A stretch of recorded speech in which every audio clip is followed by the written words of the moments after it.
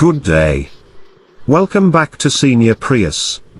Today, you will know how to replace the front ceiling bulb lights with LED lights which are much brighter, no heat, very low temperature, so you can keep it open for hours without worries. You need a thin plastic, a knife, or anything to pull the plastic mirror down. You will see the 3 bulb lights there, just pull it straight down. Please don't twist it, just pull it straight downward. Here are the LED lights, very cute. So, you put them into each hole, straight upward. We have to turn on the lights to test before we put the plastic mirror back. It works fine. Put the plastic mirror back and test them again to make sure. Then you are ready to sleep in the car at night.